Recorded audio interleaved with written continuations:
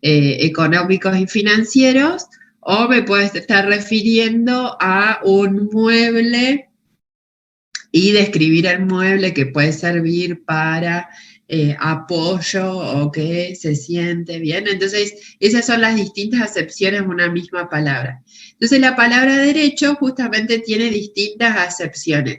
¿Alguno de ustedes se anima o conoce alguna acepción del término derecho?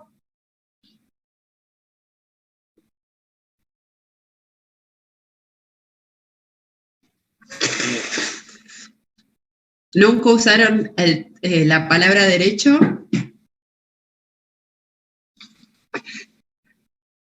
Y los miembros derechos, tipo, que están en la derecha. Bien, podría ser una acepción. Bien, bien. ¿Algún otro? Un derecho que uno tiene, por ejemplo, derecho de votar, derecho de comprar, de ir y venir. Perfecto, bien. ¿Eso quién dijo? Así ya voy, aunque sea. ¿Eduardo? Sí. Bien, bien, bien. Ese es un tipo, digamos, de acepción de la palabra derecho que estoy buscando, que ese es un ejemplo de derecho subjetivo, ¿bien? Uno determina específicamente ese interés jurídicamente protegido y que todo, o una persona determinada, o todos los sujetos tienen. Como dijo, por ejemplo, es derecho a voto, ¿bien? Acá yo puse, un trabajador tiene derecho a un descanso semanal. Muy bien. La acepción en contraposición a ese ejemplo que dijo Eduardo es el derecho en sentido objetivo, que es, por ejemplo, cuando yo me refiero, las operaciones de los bancos se rigen por el derecho comercial, es decir, yo me refiero a la palabra, al contenido específico de donde están esos derechos subjetivos, ¿bien? Y después hay otras acepciones que puse simplemente por ahí, se utilizan más coloquialmente cuando uno directamente se refiere a la disciplina jurídica concreta. Entonces, yo estudié en la Facultad de Derecho, o tengo mi amigo, mi mamá que estudió Derecho, ¿bien? O popularmente se lo conoce como, o se lo utiliza como un impuesto o arancel. Entonces yo digo, como pagué, tengo el derecho a, entonces ustedes pagaron la matrícula, ya terminaron todo el círculo de inscripción, entonces tienen el derecho a estar acá y estar cursando la materia, ¿bien? O todo el año de la carrera. Entonces, básicamente en esta primer parte de la unidad 1, lo que nos vamos a concentrar es en desarrollar el concepto de derecho en las dos primeras acepciones que mencionamos. Poder analizar el derecho en sentido objetivo y en sentido subjetivo. Entonces vamos a ver que en realidad el derecho es una moneda que tiene dos caras. Bien, en un lado está el derecho en sentido subjetivo y del otro lado el derecho objetivo. Todos hacen el derecho, bien, pero cada una tiene sus rasgos o particularidades. Entonces vamos a empezar con el derecho objetivo. Bien, la definición es muy sencilla, ¿bien? Decimos que, o podemos definir el derecho objetivo como aquel conjunto o sistemas de normas que regulan la conducta humana, ¿bien? Básicamente, ¿por qué llegamos a este mundo jurídico del que estamos hablando? El ser humano, por su propia condición de ser humano, es como necesita este contexto jurídico para vivir bien, porque es innato de nosotros mismos hacer vínculos. Y en esos vínculos es que tienen que estar reguladas todas esas relaciones que van naciendo, ya sea intrafamiliares, laborales, académicas, comerciales, ¿bien? Entonces, ustedes constantemente, todos los días,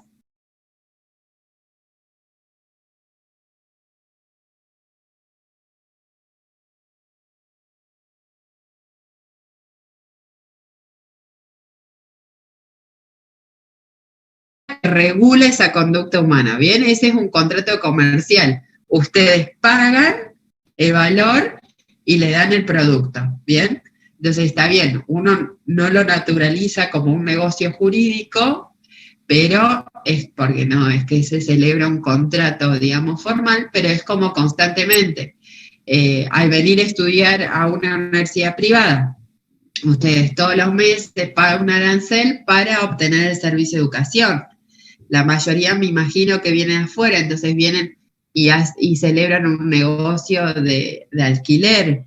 Entonces, constantemente todos los días están, digamos, practicando o haciendo, digamos, dirigiendo su conducta humana a través de normas que justamente regulan esta conducta jurídica. Lo que se va a poder observar es que el derecho va por detrás de esas conductas humanas, ¿bien? Básicamente, ¿por qué? Porque primero está el diario vivir de la persona y el derecho va por detrás intentando de regular los posibles conflictos que se pueden generar en esas actuaciones normales, ¿no? Entonces, a partir con el tiempo se intenta justamente de generar estas normas para que regulen la conducta humana. Básicamente, ¿a qué nos hacemos referencia cuando decimos a las normas? Son reglas de conducta, ¿bien? Nos dicen qué es lo que tenemos que hacer, ¿bien? Pero esta diferencia es que lo que nosotros tenemos que diferenciar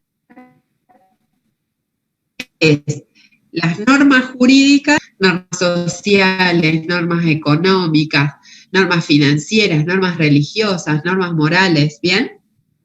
Siempre necesitamos de reglas que vayan justamente indicándonos cómo comportarnos frente a estas cuestiones. Lo que nosotros ahora tenemos que identificar cuando estamos frente a una norma jurídica, que básicamente la norma jurídica se diferencia de las demás normas, cualquiera sea de estas, porque tiene 3 características esenciales, ¿bien? Esa es la básica. Cuando yo digo que tiene 3 características y le agrego la palabra esenciales, significa justamente que tienen que estar presentes esas 3 características. Si alguna de las dos falta, es justamente porque estamos frente a otro tipo de norma y no una norma jurídica, ¿bien? La primera característica de las normas jurídicas es que son bilaterales. ¿Alguno sabe a qué puede estar haciendo referencia con esta característica de la bilateralidad?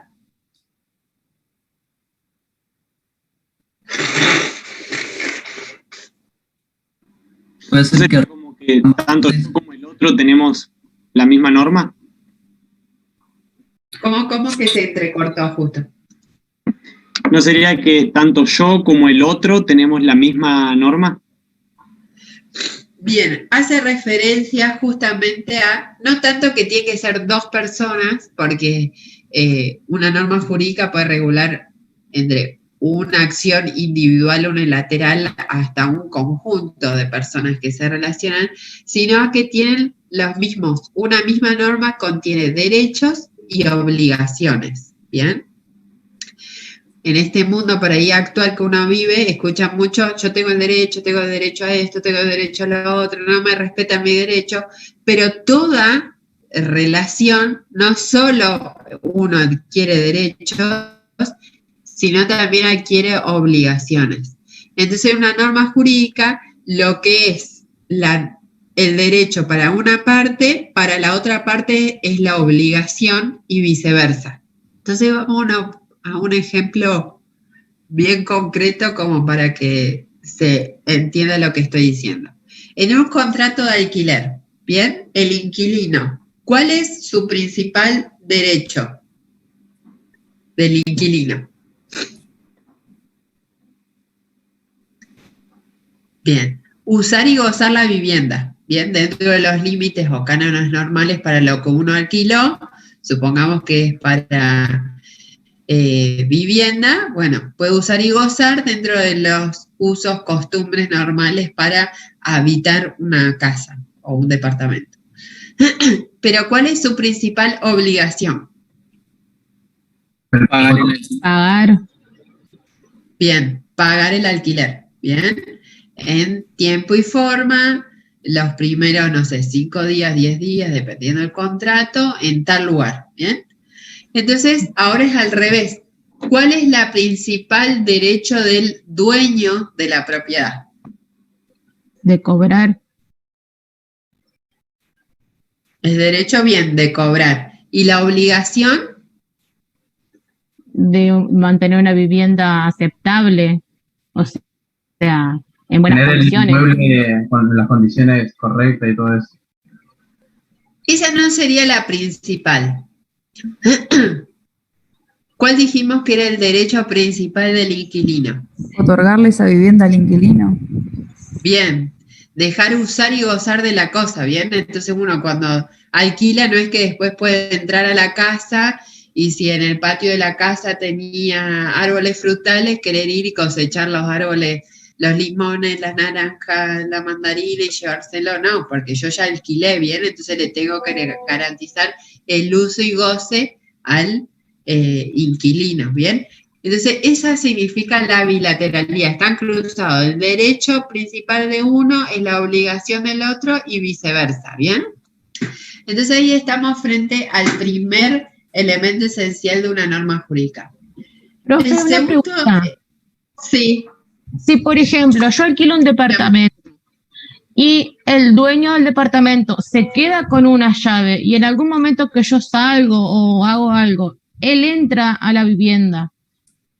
Eso, aparte que no está correcto, ¿cómo lo puedo reclamar o cómo puedo hacer? bueno, si es a través de la inmobiliaria, con una inmobiliaria, ir a la inmobiliaria, quejarte de la situación, todo, si no, una carta de documento para que cese con esa acción y te reservas las acciones legales correspondientes.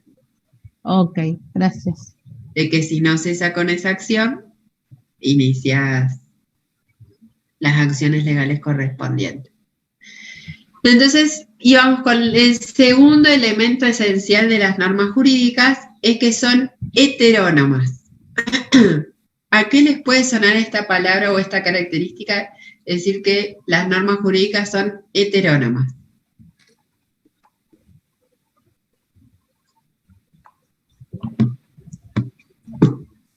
Que dependen de la otra parte. Que hay como un poder que las maneja, que las regula. Bien, va por ese lado, que es que una entidad de aplicación es quien las crea, las tiene que cumplir. Acá por excelencia, las normas jurídicas por excelencia son las leyes. ¿Quién crea las leyes acá en Argentina?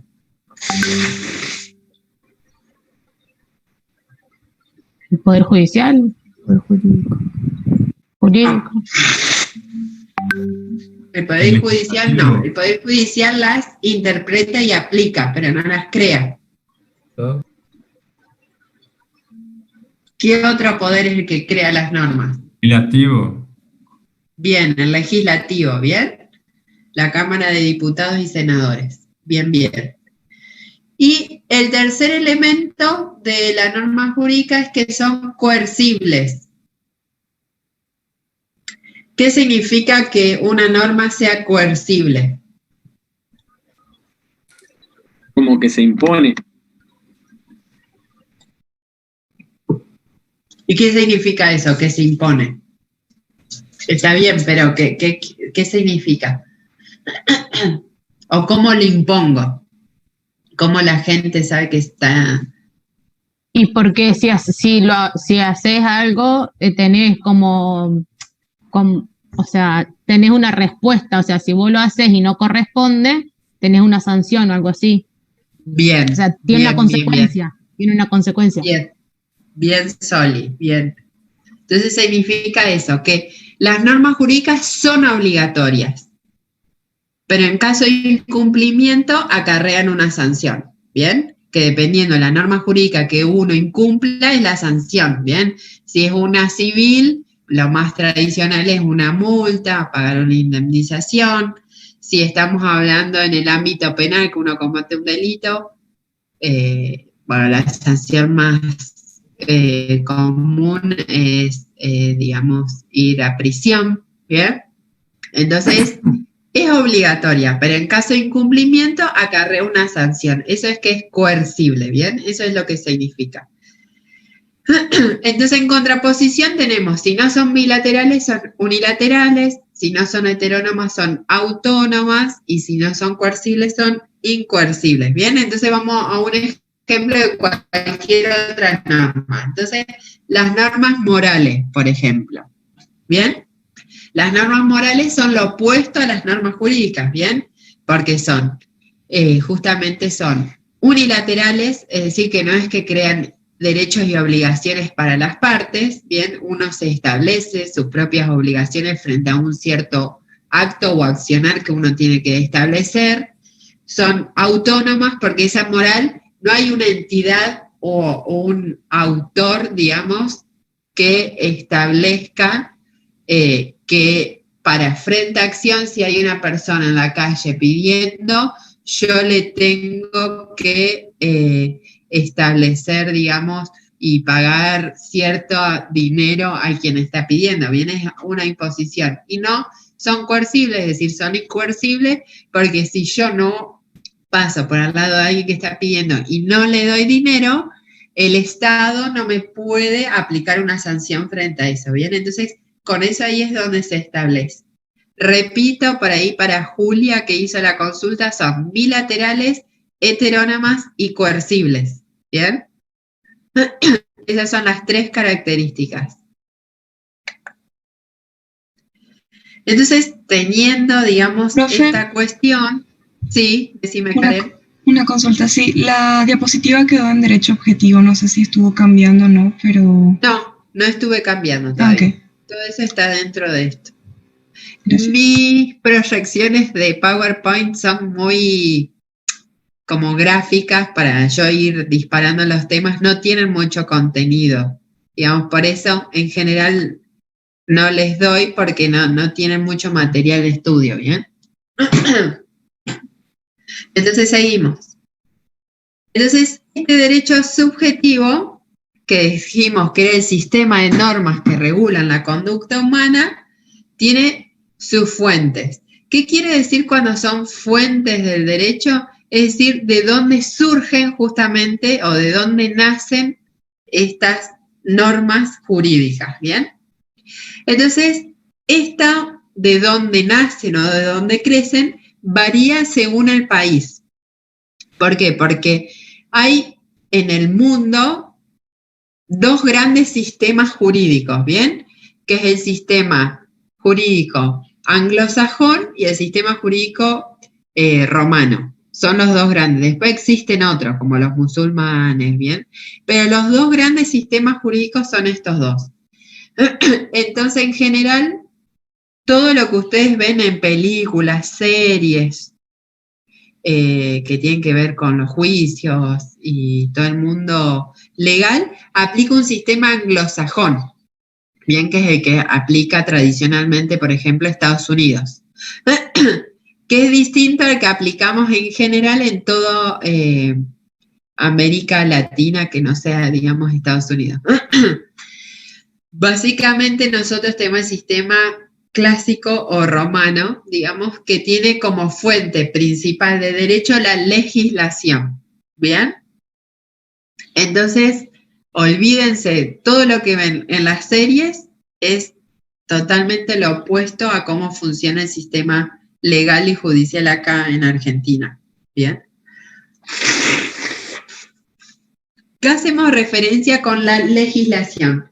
Básicamente la legislación es el conjunto justamente de todas estas normas jurídicas que intentan reglar. Entonces, acá en Argentina, ¿por qué hay tantas leyes y decretos y resoluciones y distinto? Porque justamente se intenta dejar por escrito todas las cuestiones que pueden suscitar en cualquier vínculo personal, para que en caso que una vez suceda, se aplique la ley. Por eso cuando alguien mencionó que el Poder Judicial era que crea, el Poder Judicial crea normas jurídicas en un sistema anglosajón, que es el que ustedes ven, digamos, en las series y demás.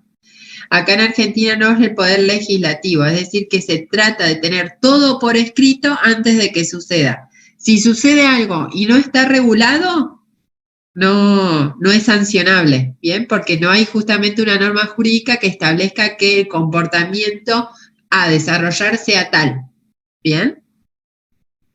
Entonces, cuando no está legislado, no hay normas jurídicas, ¿bien? Por esto de que no cumple con la heteronomía, ¿bien? Y por ende no es coercible ni bilateral.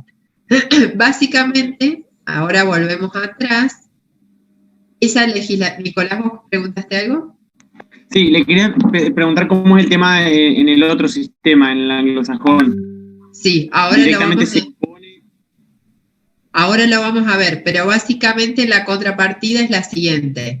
Ellos solamente tienen preceptos generales, es de como por ejemplo no dañar a otro, no esto, o sea, cuestiones genéricas que están en la Constitución Nacional y en algunos otros acuerdos generales, y es el juez que con esos principios generales, a través de la sentencia, crea la norma.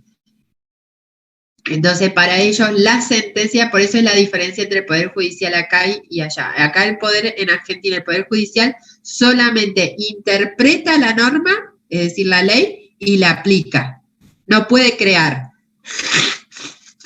Entonces, por ejemplo, si yo soy juez penal y hay un caso de un homicidio, y homicidio en el Código Penal se establece que es el que matare a otro tendrá una pena de 8 a 25, si en el juicio con las pruebas establecidas queda comprobado que hubo un homicidio simple, el juez solamente tiene la facultad de aplicar una sanción de prisión de 8 a 25 años.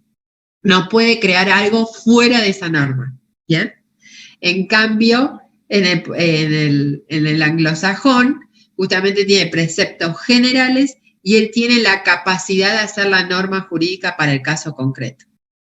Profe. Entonces, ¿sí? ¿Otra Perdón. pregunta? Por eso allá en los juicios continuamente están nombrando casos anteriores, porque eso sienta como precedente. Exactamente, sí. Acá van a ver que si pueden alguna vez leer alguna sentencia o defensa judicial de acá, se cita también casos anteriores, pero como para demostrarle al juez que otro juez falló de esta forma, ¿me entendés? Pero en general no tienen la capacidad de moverse fuera de lo que está establecido en la norma jurídica.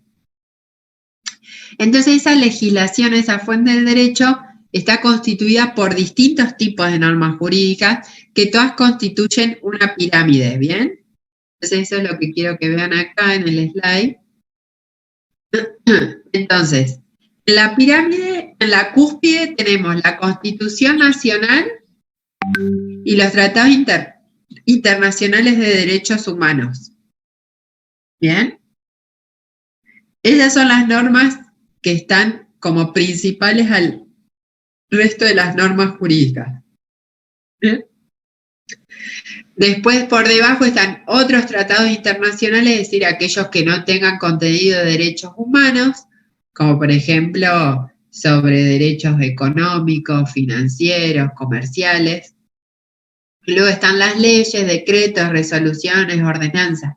¿Qué diferencia hay entre estas? Todas estas son normas jurídicas, es decir, todas tienen la característica de bilateral, heterónomas y coercibles. La diferencia en el nombre es la autoridad de aplicación que las crea. ¿Bien? Entonces, las leyes dijimos que las crea el poder legislativo. Van a estar las nacionales y las provinciales, ¿bien? Indistintamente va a ser quien las crea, si es una ley provincial, va a ser la Cámara de Diputados y Senadores de la provincia o de la nación van a ser, ¿bien? Bien, perfecto. Después los decretos, ¿quién los crea? Generalmente el Poder Ejecutivo. Bien, el Poder Ejecutivo establece normas jurídicas que se llaman decretos. Por ahí los más conocidos, los que son en Argentina, escucharon los decretos de necesidad y urgencia. O por ejemplo ahora, justo en este año 2020, con lo de la pandemia, todas las normas que regularon nuestra vida para el cumplimiento de la pandemia fueron a través de decretos provinciales. ¿Bien? A través del decreto, el presidente determinaba cuánto se extendía la cuarentena, a lo último dividió qué provincias o lugares eran con distanciamiento social o aislamiento social. ¿Bien? Después las resoluciones, el ente que las crea son entes subsidiarios al Estado. Entonces, por ejemplo, los ministerios, ¿bien? El Ministerio de Trabajo saca resoluciones, de Educación. Entonces, supongamos ustedes que están estudiando medicina, para que su título tenga validez, la universidad hizo una presentación hasta el ministerio y que por una resolución, es decir, una norma jurídica, le da validez a su título. Sin esa resolución, sería inválido, por ejemplo, el estudio de ustedes. Y las ordenanzas son igual que las leyes, pero el ente que las crea es el poder local, es decir, los municipios.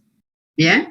Dependiendo de la categoría, la ordenanza la dicta el propio presidente municipal o intendente o el consejo deliberante. ¿Bien? Todo este tipo de cosas hacen a ese conjunto o sistema de normas que regulan la conducta humana. Sí, decime, Nicolás.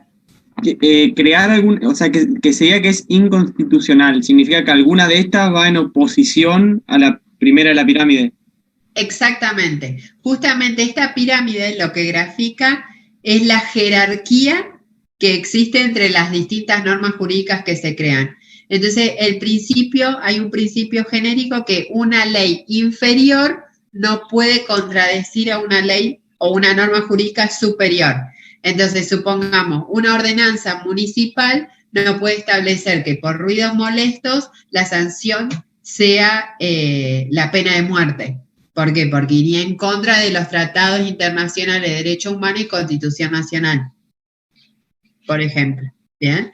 Entonces, ¿qué pasa? Ha pasado, obviamente, que hay normas inferiores que contradicen alguna norma superior, se hace todo un proceso de juicio legal de inconstitucional y cuando se declara la inconstitucionalidad de la norma, pasa a ser inaplicable.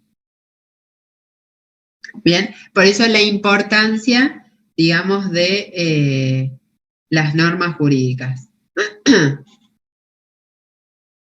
Entonces, ahora voy para atrás y volvemos. Dijimos que en nuestro sistema la legislación es la fuente principal, pero después hay otras fuentes del derecho. Ahí Mónica preguntó cuáles eran los decretos y resoluciones, es decir, qué entidades. Los decretos es el Poder Ejecutivo y las resoluciones son otras entidades anexas o descentralizadas del Estado. Por ejemplo, Ministerio, AFIP, ANSES, es el que dicta las resoluciones. No sé si esa era la pregunta, Mónica.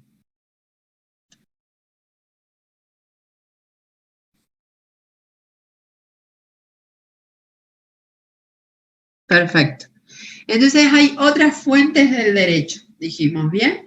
Y entonces, que son anexas o pasan a ser secundarias en nuestro sistema, y entonces por ahí está la jurisprudencia. Justamente en un sistema anglosajón, su fuente principal de derecho es la jurisprudencia y no la legislación. ¿Bien? Porque justamente la jurisprudencia es el conjunto de fallos judiciales que sirven como precedentes para futuros pronunciamientos de casos análogos. ¿Bien? Es decir, que cuando yo digo es un conjunto de fallos judiciales, ¿a qué me refiero? Cuando digo fallos judiciales, es la decisión final del juez, que se conoce con el nombre de sentencia o fallo, ¿bien? Entonces, el conjunto de distintas sentencias o decisiones finales del juez sirven como precedentes para futuras decisiones, es decir, otros fallos, que sean de casos análogos. Cuando yo digo análogos, se refiere a que sean similares. Análogo es un poco más que similar, digamos, ¿bien? Pero no va a ser igual, porque aunque sean los sujetos, van a cambiar. Entonces, justamente, si se empieza a haber fallos que interpretan la norma de una forma, de otra forma, de otra forma, pasa a ser una norma jurídica de aplicación. Yo voy a poner un ejemplo de hace muchos años atrás. Bueno, sabemos que acá en Argentina el consumo de estupefacientes está penado en el Código Penal, ¿bien? Entonces, no solo al que negocia con drogas, sino también al consumidor también es penado por ley. Un caso polémico, justamente que llegó hasta la Corte Suprema de Justicia de la Nación, de unas personas que tenían consigo estupefacientes y que ellos aducieron que era para consumo, y entonces la decisión de la Corte Suprema de Justicia de la Nación estableció que hasta tantos gramos de tenencia está comprobada que es para un consumo personal, y entonces como se lo establece que en realidad es una enfermedad, bla, bla, y hay que ayudar, quedan eximidos de la aplicación de la norma del Código Penal, ¿bien? Entonces esa sanción, esa sentencia o ese fallo que fue elaborado por el Tribunal Superior de la Justicia, que en Argentina es la Corte Suprema de la Nación, determinó entonces directamente una norma de interpretación y aplicación para los jueces penales de primera instancia y de segunda instancia, ¿bien? De apelaciones. Entonces va a decir, sí, viene un caso por tenencia de hasta tantos gramos de marihuana, vamos a ver que si apela y llega hasta la Corte Suprema, saber que va a interpretar que eso en realidad es de consumo, no de tenencia, y entonces ya aplica, y entonces exime de la aplicación del Código Penal, ¿bien? Entonces, eso hace a la jurisprudencia, el conjunto de fallos judiciales que después sirve de antecedentes para que casos similares que se presentan, saber cómo se aplica, ¿bien? Después hay, ¿sí? Entonces, para nosotros lo principal es la legislación, pero también, como este ejemplo que usted dio, también por jurisprudencia se da. Exactamente, exactamente. Después también están los usos y costumbres. ¿Alguno sabe qué son los usos y costumbres? También conocidas, si por ahí buscan el material, es la fuente consuetudinaria. Cuando lean consuetudinaria significa usos y costumbres.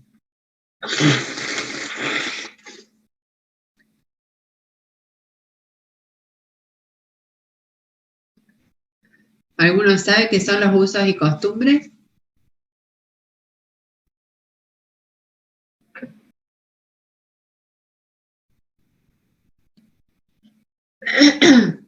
Esto excede un chiquín a lo que es el mundo jurídico, ¿bien?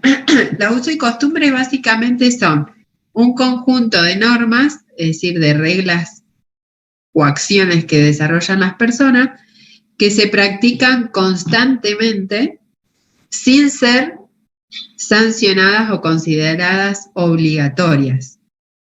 ¿Bien? Entonces vamos a un ejemplo básico que ahora con lo de la pandemia se fue perdiendo, por suerte, pero no sé, uno iba a un banco, iba a pagar algún servicio o algo, y ingresaba y había 25 personas delante y una atrás de la otra esperando, haciendo la cola, una fila, ¿bien? Entonces, si yo llegaba, por uso y costumbre, sabía que me tenía que poner en el último lugar. Si me adelanto y voy primera, el policía que está ahí custodiando no es que me va a poder llevar arrestada, no es que me va a poder hacer una acción el banco y pagar una multa porque me colé, pero sí me voy a comer el repudio de todas las 25 personas anteriores, ¿no? Me van a putear, algunos me puede llegar hasta querer pegar, lo que fuera, digamos. Pero no hay una sanción de coercibilidad, ¿bien? Entonces, eso es lo que hacen los usos y costumbres. Es una conducta que se practica en el tiempo por la generalidad de las personas y que las personas las cumplen como obligatorias por más que no son normas jurídicas. ¿Bien? Y por eso se transforman en fuentes de derecho. Porque cuando expliqué al comienzo de la clase que dije que el derecho va por detrás de las acciones humanas, es muy probable que después un uso y costumbre, ¿bien?, se termine regulando como norma jurídica. Entonces, en los usos y costumbres hay dos elementos, uno psicológico y otro material. El elemento material es la conducta repetida en el tiempo por la mayoría de las personas, ¿bien? Y el elemento psicológico es el convencimiento de esas personas que tienen que hacer esa acción sin ser obligatoria, pero que ellas la consideran obligatoria y por eso la hacen, ¿bien?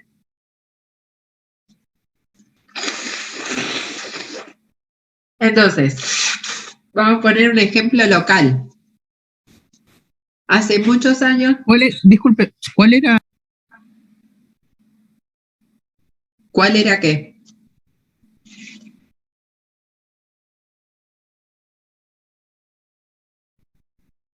Bueno, Creo que Los dos elementos. preguntarle los dos elementos, el elemento psicológico y material. Gracias.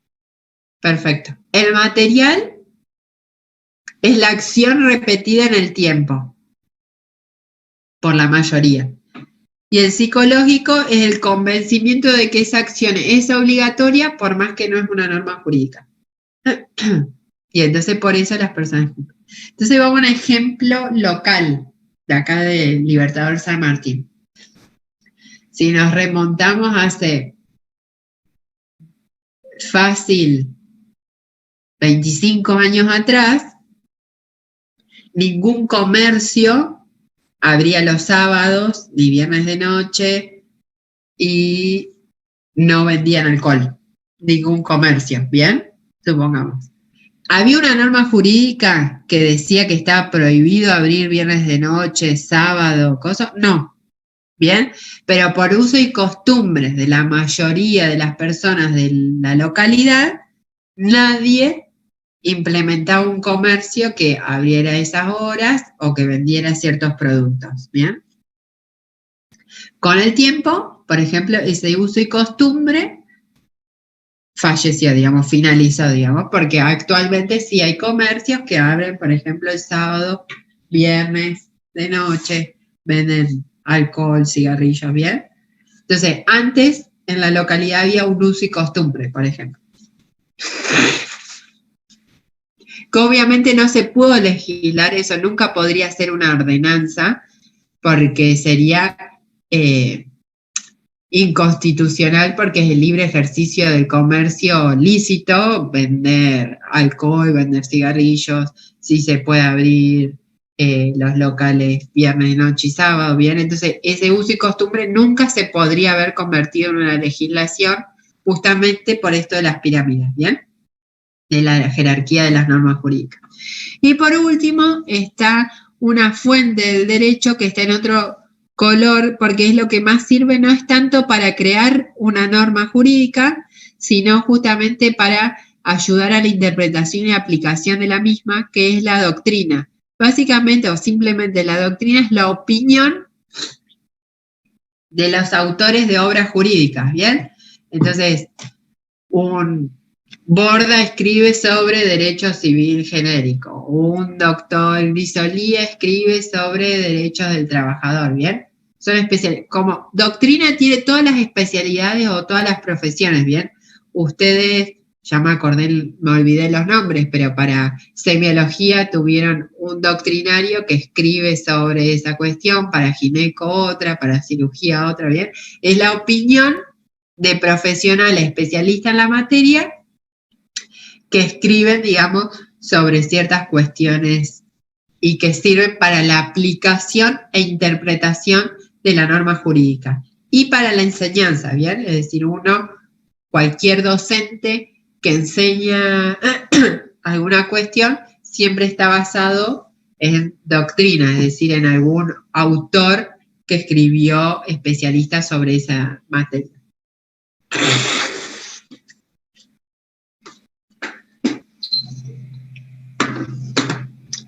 Bien, entonces ahora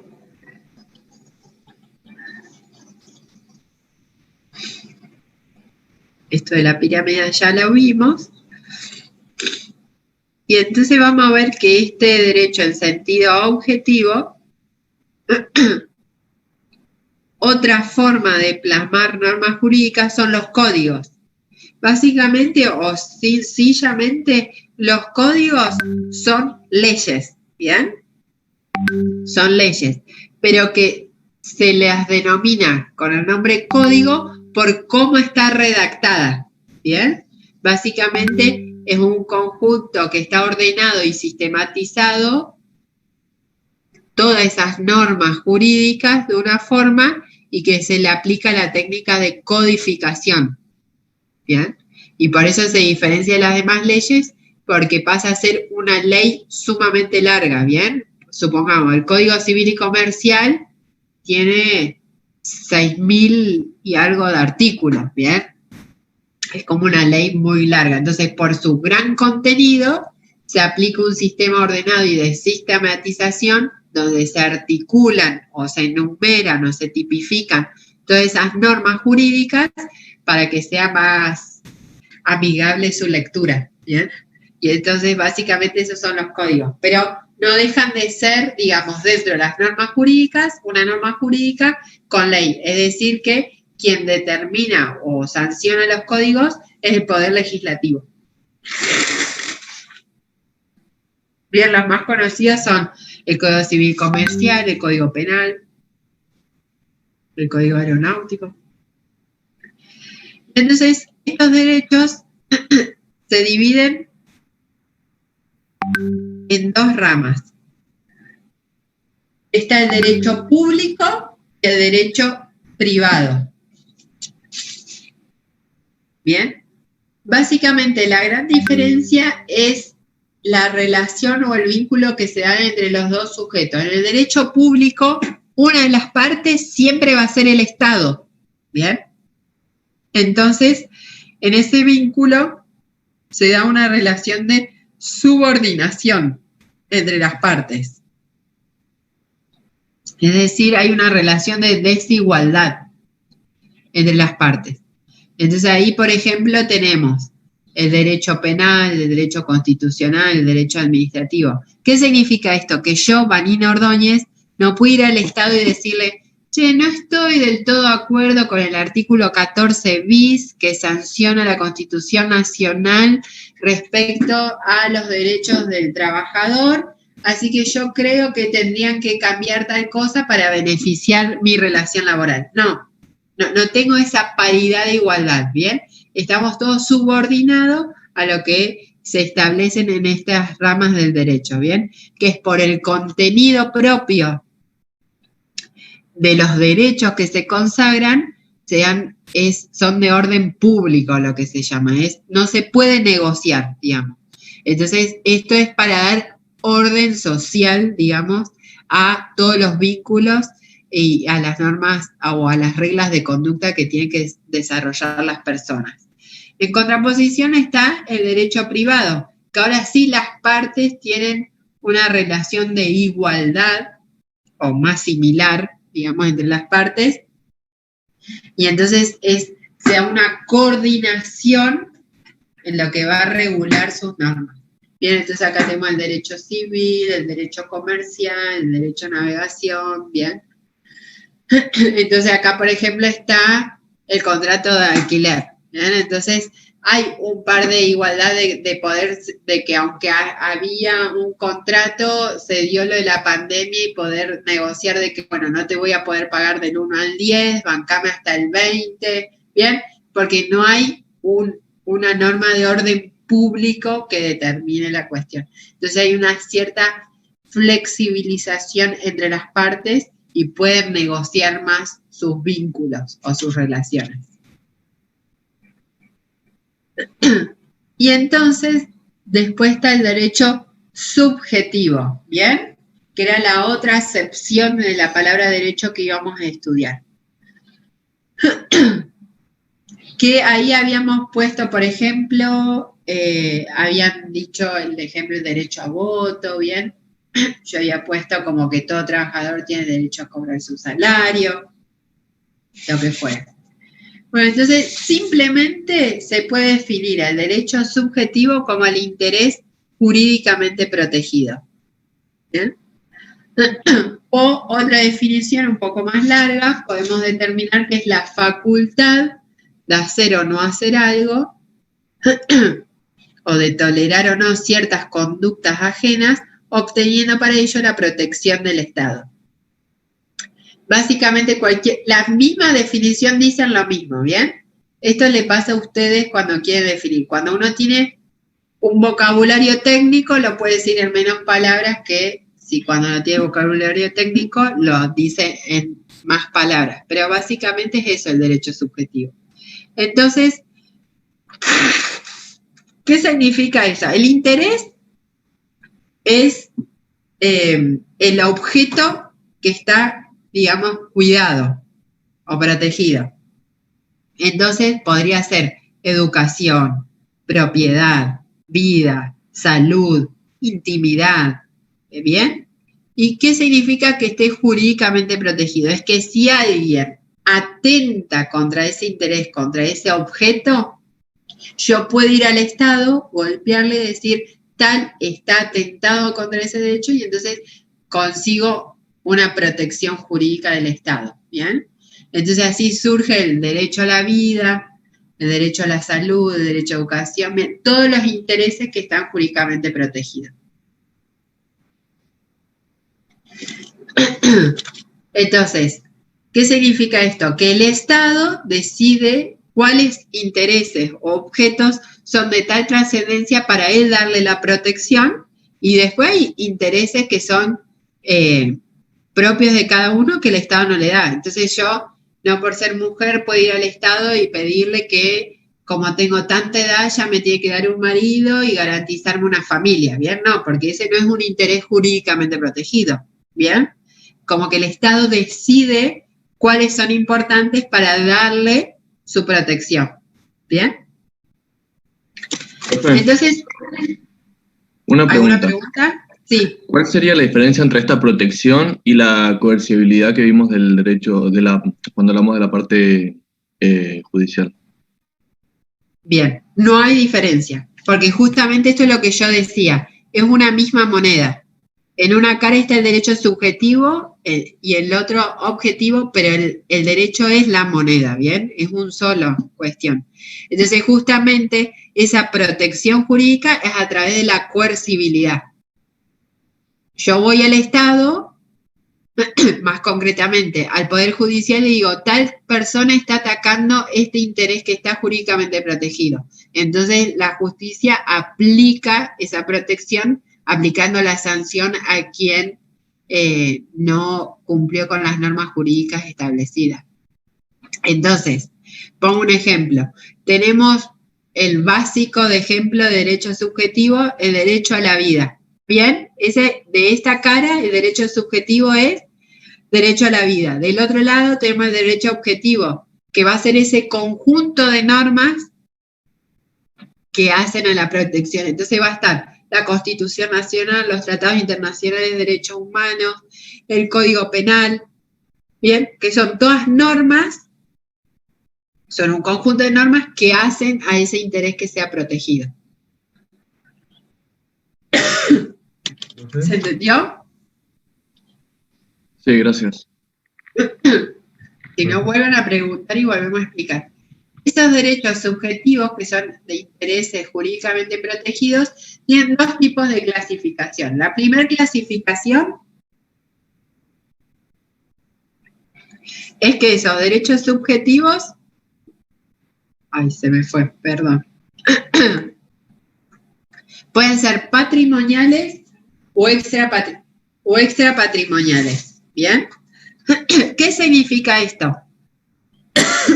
patrimoniales significa que ese interés jurídicamente protegido tiene un contenido económico, un contenido pecuniario. En cambio, extrapatrimoniales es decir que ese interés jurídicamente protegido no tiene un contenido económico. Entonces vamos al ejemplo. En los ejemplos de derechos subjetivos patrimoniales, por ejemplo, están los derechos reales, los derechos personales, ¿bien? Entonces, el derecho personal es al cobro de una deuda. Entonces, si yo le presté a tal persona tal dinero, él me firma un pagaré, no me cumple, yo le puedo ejecutar el pagaré, ¿bien? Ese derecho, del derecho a cobrar una deuda, es un derecho subjetivo, jurídicamente protegido, de contenido patrimonial. En contraposición, están los derechos extrapatrimoniales, que habíamos dicho que son aquellos que no tienen contenido económico pecuniario, que entonces, por ejemplo, están los derechos de familia, los derechos personalísimos. Bien que los derechos personalísimos son aquellos que son inherentes a las personas por el solo hecho de ser personas, ¿bien? Entonces ahí está el derecho a la vida, a la salud, a la educación, a la intimidad, al honor, ¿bien? O los derechos de familia, todos aquellos que no tienen contenido económico. Entonces el derecho a adopción, el derecho de patria potestad, el derecho, ¿bien? Son todos contenidos económicos. Y puede pasar, por ejemplo, que haya intereses jurídicamente protegidos que sean con dos contenidos. Por eso el intelectual, el ejemplo de derechos intelectuales, lo puse para el otro lado, porque puede ser que tenga contenido económico y una parte de contenido no económico. Por ejemplo, ¿qué son los derechos intelectuales? Son el derecho de autor, el derecho de patente, el derecho de marca, ¿bien? Entonces, eso, por ejemplo, el derecho de autor de un escritor tiene derecho económico, es decir, que cada vez que salga su partida de un libro, tiene derecho a que le paguen un canon, ¿bien? Entonces ahí tiene un contenido patrimonial. Pero a la vez también ese derecho de autor genera derechos de contenido extrapatrimonial, que son los denominados, por ejemplo, derechos de paternidad. Entonces, ¿qué significa eso? La capacidad que tiene el autor de cambiar un capítulo de su libro, de poder modificar el final, de poder sacar o ingresar a algún nuevo personaje, no haya nuevas publicaciones de su libro, ¿bien? Y después la otra clasificación de derechos subjetivos es que se puede clasificar en derechos subjetivos absolutos o relativos. ¿Bien? ¿Qué quiere decir esto?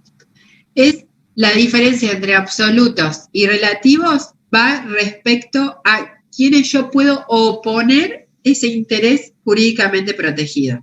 ¿Bien? Entonces, los derechos absolutos es que yo puedo oponer a todo sujeto ese derecho subjetivo. Entonces, un ejemplo va a ser el derecho a la vida. ¿Bien? Entonces, aunque yo tenga vínculo o no con quien tiene una tentativa de homicidio para mí, no importa si lo conozco o no lo conozco, todo, es oponible a todo. Por eso es un derecho subjetivo absoluto. En cambio, un derecho subjetivo relativo es aquel interés jurídicamente protegido que solamente puedo poner a un sujeto o un grupo de sujetos determinados. Entonces, vuelvo al mismo ejemplo del contrato de alquiler. ¿Bien? El dueño, si el inquilino le deja de pagar, solamente puedo poner su derecho a cobro de deuda al inquilino o al garante. ¿Bien? No puede ir a la vecina que está barriendo afuera a decir, che, tu vecina.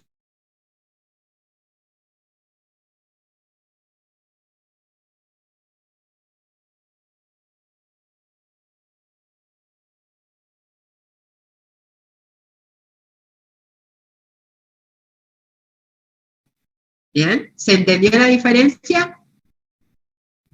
Profe, ¿puede repetir eso último que se me cortó? Sí. Los derechos relativos son solamente oponibles a una o un grupo determinado de personas, ¿bien? En contrapartida al absoluto, que es a todos. Entonces, vamos a un ejemplo de un derecho subjetivo relativo. El cobro de peso de una deuda. Yo no la puedo poner a todos. Solamente puedo ejecutar ese cobro de deuda a mi deudor o al acreedor, al garante de esa deuda. ¿Bien? Entonces ponía el ejemplo de alquiler. Yo no puedo ir a la vecina de mi inquilino a pedirle que me pague la deuda del inquilino mío, ¿bien? Porque es solamente oponible a ese inquilino o en su defecto al garante, pero a nadie más. Por eso, es decir, yo puedo reclamar esa protección del Estado, pero el Estado solamente va a ejecutar o hacer efectivo esa coercibilidad frente a esa persona específica. En cambio, el absoluto va a ser contra cualquiera que atente contra ese interés jurídicamente protegido. Profe. Sí. A mí me queda una duda sobre los extrapatrimoniales y los personalísimos. Ajá. Los derechos personalísimos son aquellos que son inherentes a la persona por el solo hecho de ser persona. Entonces el ejemplo es derecho a la vida, derecho a la salud, derecho al honor, derecho a la intimidad, por ejemplo. ¿Bien? Esto era uno de cuando estaba en discusión el voto, por ejemplo, de sí a la vida o no a la vida, digamos, de la legitimación del aborto, digamos, de que no sea punible. Justamente la mayoría de los que estaban en contra, desde lo técnico, no desde lo moral, de que si lo hace o no, sino desde lo técnico, desde lo jurídico, justamente era esto, era que el derecho personalísimo, nosotros en nuestra Constitución Nacional y en el Código Civil está establecido que era desde la persona hasta por nacer, que es desde la concepción. Entonces, una de las cuestiones era que se violaba, por ejemplo, el derecho personalísimo, que es el derecho a la vida. Entonces, son esos derechos que nos corresponden por el solo hecho de ser personas. Nada más. Contra los, por ejemplo, los que son patrimoniales, los personales, que son aquellos solamente que yo adquiero por algún negocio jurídico o un vínculo jurídico. Entonces, por ejemplo, el cobro de deuda. Bien, yo soy prestamista, bueno, no me paga, bueno, el cobro de deuda es eso. Gracias. Entonces, para finalizar esto, es lo que en resumen, esta primera parte de la unidad 1 sería eso, de que entender que el derecho es una moneda que tiene las dos caras, el derecho objetivo y subjetivo. Y entonces, por un lado tenemos todos los intereses jurídicamente protegidos, pero ¿por qué pasa a ser protegidos? Porque del otro lado de la cara de las monedas está todo ese conjunto de normas, que van a ser las leyes, las ordenanzas, los decretos, la Constitución Nacional, ¿bien? Entonces la segunda parte de la unidad establece analizar el poder judicial, para que ustedes tengan una mínima noción del funcionamiento del poder judicial, ¿bien? Entonces, básicamente, las funciones del Estado es lo que se conoce como la división de los tres poderes. Si uno lee algún doctrinario del derecho constitucional, va a decir que está mal expresado que existan tres poderes. En realidad, el poder es uno solo que le compete al Estado y el que está dividido en tres funciones, pero coloquialmente se lo conoce como los tres poderes, ¿bien? Y entonces está el poder ejecutivo, legislativo y judicial.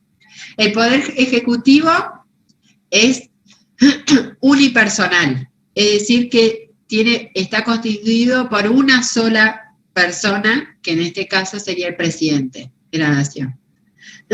En cambio, el poder legislativo y judicial son pluripersonales, es decir, que están conformados por varios sujetos. El poder legislativo, por función principal, es la de creación de las normas jurídicas, y que está conformado, como dijimos, por la Cámara de Diputados y de senadores.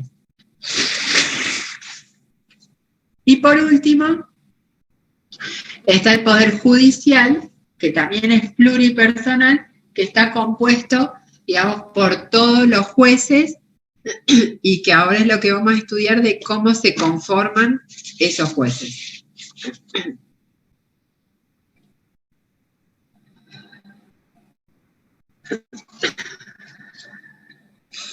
Entonces, básicamente, esa organización del Poder Judicial está compuesto, digamos, por 3 instancias, que es primera instancia, segunda instancia más conocida como cámaras de apelaciones, y como tercera instancia, la Corte Suprema. ¿Bien?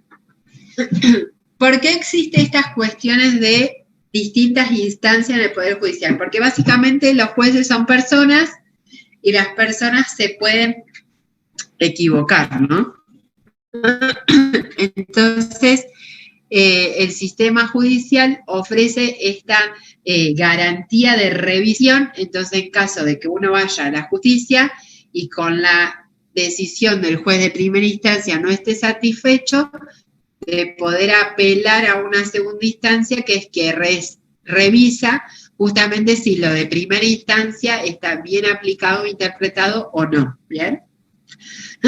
Entonces, por eso estas distintas instancias, que es garantizar la revisión para garantizar justamente una justicia más real, básicamente.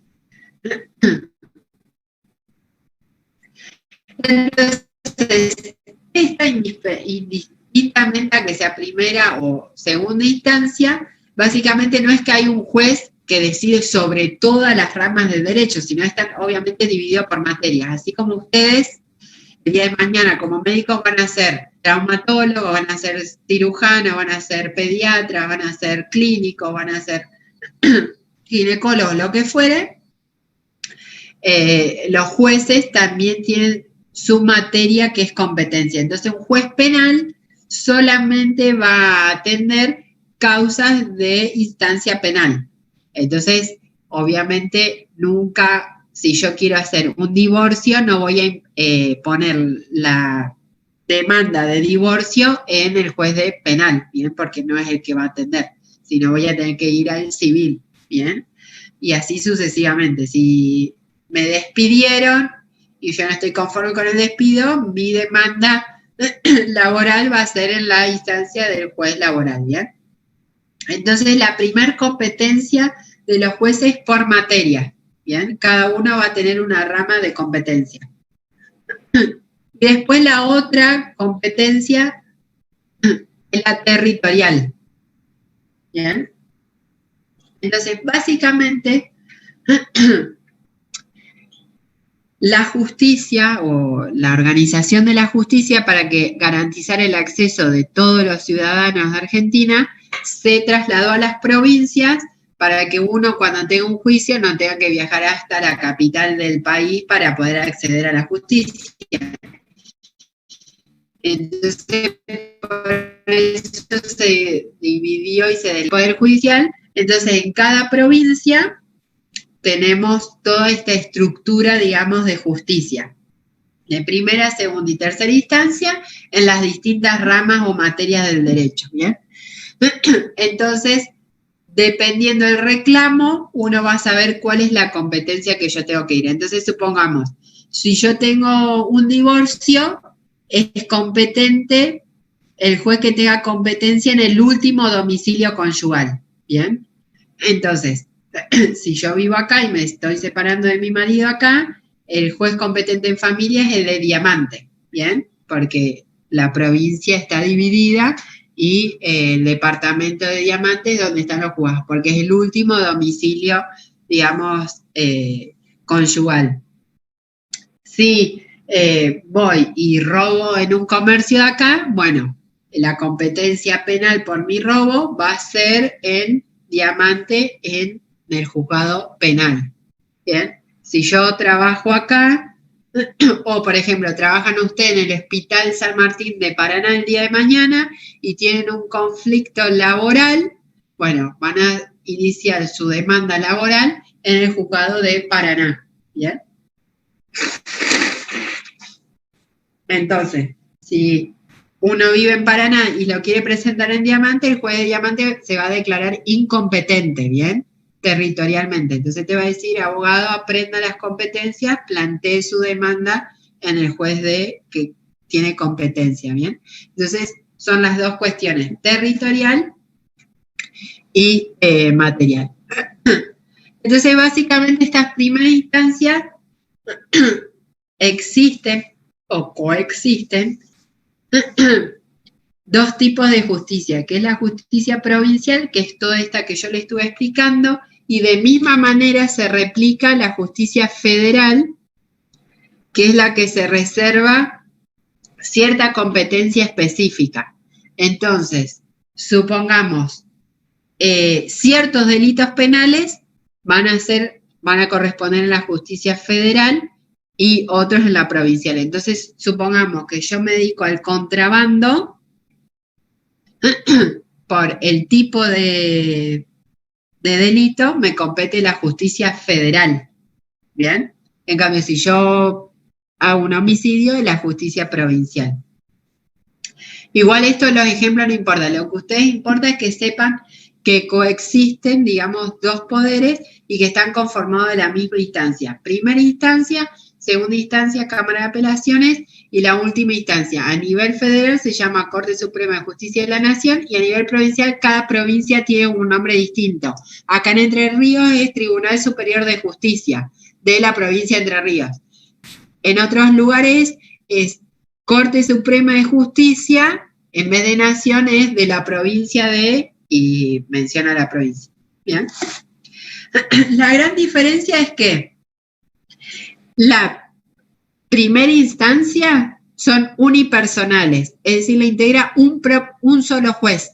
Bien, entonces si yo presento inicialmente mi demanda, quien resuelva, analice, tiene que interpretar y decidir sobre el conflicto es un solo juez en esa materia.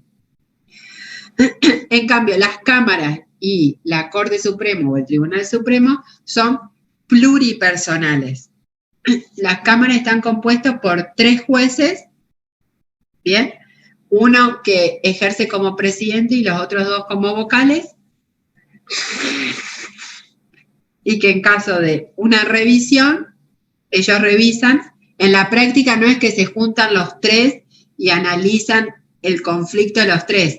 Básicamente, por sorteo le toca a alguno de los 3, al presidente o cualquiera de los vocales, él estudia la causa y prepara la decisión judicial, y los otros 2 vocales o el presidente vocal, los otros 2 jueces, se adhieren, se abstienen o votan en contra de lo que es. Y entonces por mayoría sale una u otra decisión. Y después el Tribunal Superior de Justicia o la Corte Suprema de Justicia de la Nación también son pluripersonales. Ha ido variando porque por Constitución Nacional no es que tenemos cuántos jueces tienen que integrar la Corte Suprema de Justicia. Han integrado a lo largo de toda nuestra historia desde 9 jueces hasta 3 creo que han llegado, pero lo ideal siempre es que sean impares y están como así. Uno ejerce la presidencia y el resto son vocales, ¿bien? Pero básicamente es la importancia de esto de que coexisten y tienen la misma forma de actuación. La diferencia en que yo acceda a la provincia, a la justicia provincial o federal es básicamente el tipo de competencia. Depende lo que está en juego, va a corresponder a la federal o a la provincial. Entonces acá en este Poder Judicial, ustedes el día de mañana como profesionales de la medicina pueden ser auxiliares del Poder Judicial a través de la figura de perito. ¿Alguno sabe qué es un perito?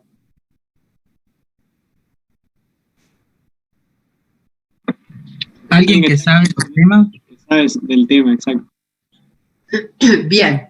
Básicamente es un profesional o una persona que tiene una especialidad en alguna materia, arte o profesión, y que justamente tiene como objeto que a través del pedido judicial, ya sea a pedido de el juez, que sería un perito de oficio, o a través del ofrecimiento de una parte, que sería perito de parte, pueda, como experto en una materia, realizar un informe y así evacuar las dudas. Básicamente, ¿por qué existe esto? Porque el juez solamente tiene conocimiento sobre el mundo jurídico, pero en los conflictos personales nacen otras cuestiones que de las demás materias, ¿no? Médicas, psicológicas, psiquiatra, de letra, mecánicas, bien, infinidad de especialidades que necesitan de informe especialista en la materia para poder evacuar las dudas. Básicamente lo que dijimos que se puede ser perito de parte o perito de oficio. Perito de oficio es decir que uno trabaja para el Estado. Para eso ustedes, una vez recibidos, se presentan al Poder Judicial en donde tienen competencia ustedes de trabajo territorial y entonces con una cierta cuestión de requisito que te exige el Poder Judicial, quedan anotados en una nómina o en una lista del Poder Judicial. Entonces, cuando se presenta un caso que necesita una pericia médica, por sorteo se elige alguno de la lista y se le designa a ustedes para que realicen el peritaje en esa acción. Por ejemplo, ahora, lo más famoso, Diego Maradona. Hubo abandono de persona, homicidio culposo, homicidio doloso, no hubo ningún delito. Bien, ahora justo se están por abrir las pericias médicas. Hay designados 10 peritos de oficio, bien, es decir, que el juzgado, y 10 peritos de parte. ¿Cuándo es de parte? Cuando la defensa ofrece sus propios peritos para que hagan sus informes. Básicamente, igualmente, el juez le da más validez al oficio, a los oficiales, que a los de parte, porque obviamente los de parte generalmente tienen tendencia a la defensa, obviamente, ¿no? Entonces, obviamente que los peritos de los médicos que atendieron a Maradona van a fallar van a hacer una pericia más favorable para ellos, y los que hacen la defensa de los hijos de Maradona generalmente es otro. Entonces, los que tienen un criterio más objetivo y que no hay intereses de partes son los peritos de oficio, ¿no? Pero las partes de un conflicto siempre como prueba pueden ofrecer, digamos, pericias de parte, ¿bien? Básicamente es lo que tiene que tener la pericia, o sea, ¿a qué nos referimos con la pericia médica? Es lo que más o menos ya vinimos desarrollando, que es el informe auxiliar que es ordenado por la autoridad judicial y que el profesional prepara con el fin de ofrecer ese informe especializado para ayudar a la interpretación de las pruebas y que el juez pueda justamente determinar, en este caso, como veníamos dando de ejemplo, si hubo homicidio o no hubo homicidio, si hubo abandono de persona o no, si hubo homicidio, qué tipo de homicidio, doloso, culposo, fue solamente por una negligencia o tuvieron la intención de, digamos, matar, ¿bien? Básicamente es eso. Justo acá me olvidé de pegar en el PowerPoint un ejemplo de pericia médica, pero básicamente tiene un título, que el título es el nombre del juicio. Entonces supongamos que sea Vanina Ordóñez sobre homicidio culposo, ¿bien? Entonces hace la referencia a los autos del juicio, ¿bien? Entonces después hacen la presentación, el criterio objetivo de todo lo que van analizando y por último la conclusión médica de ustedes, ¿bien? Y firma.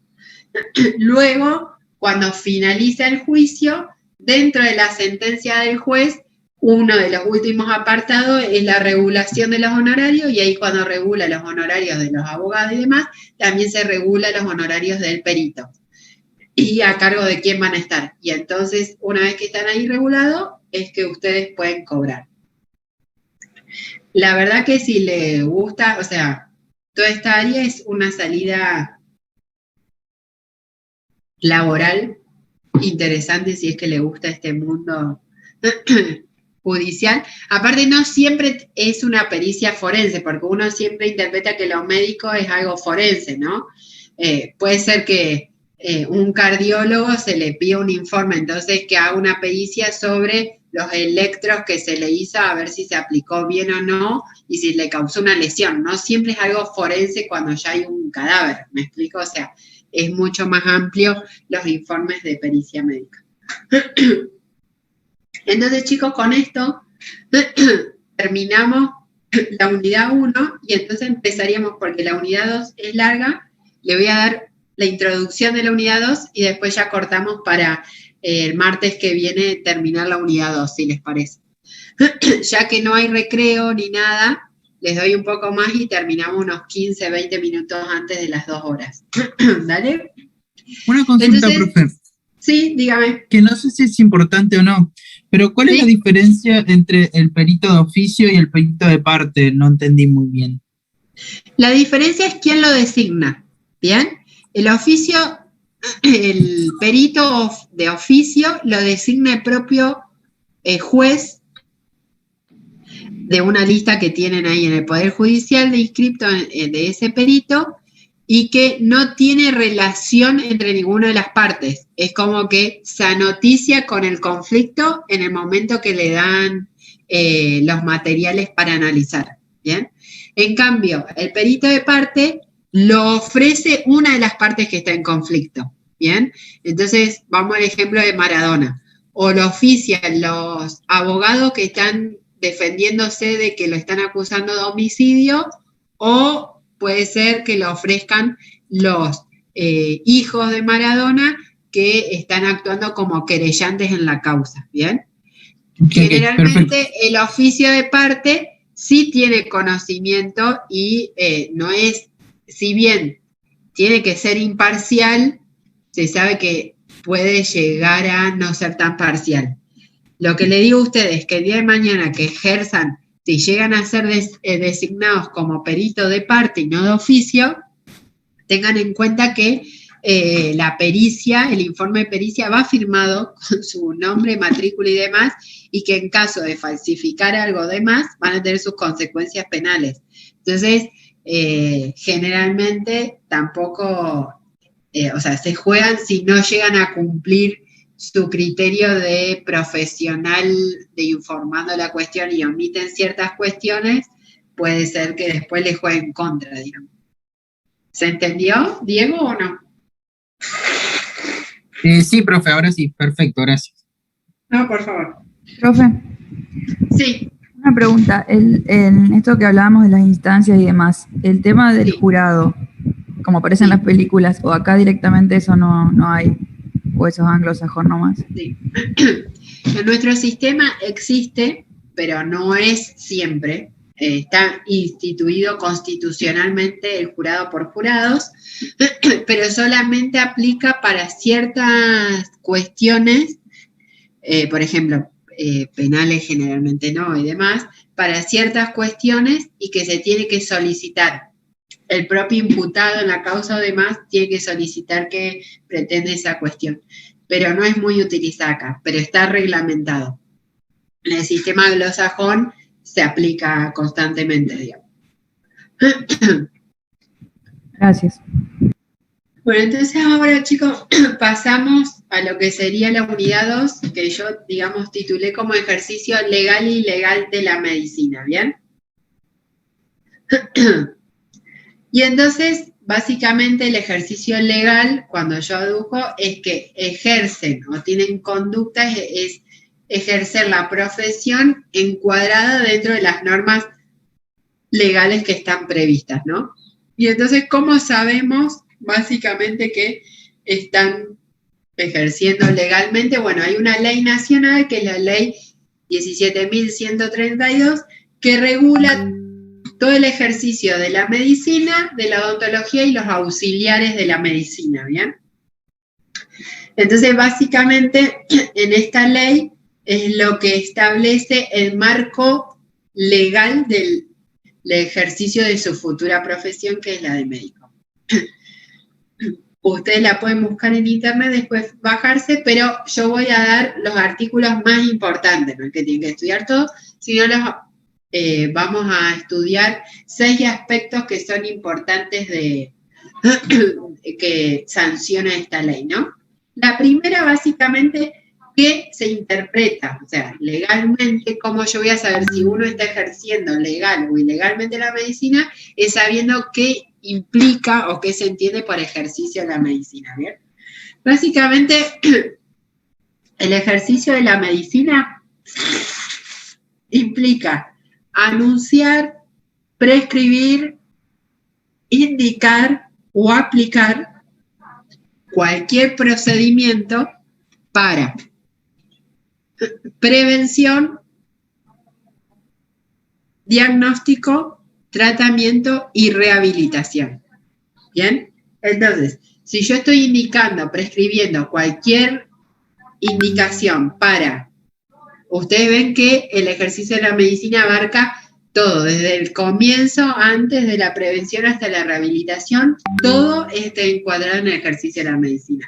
Entonces, todo lo que es para prevención, diagnóstico, tratamiento y rehabilitación, ¿bien? Eso se entiende por ejercicio de la medicina.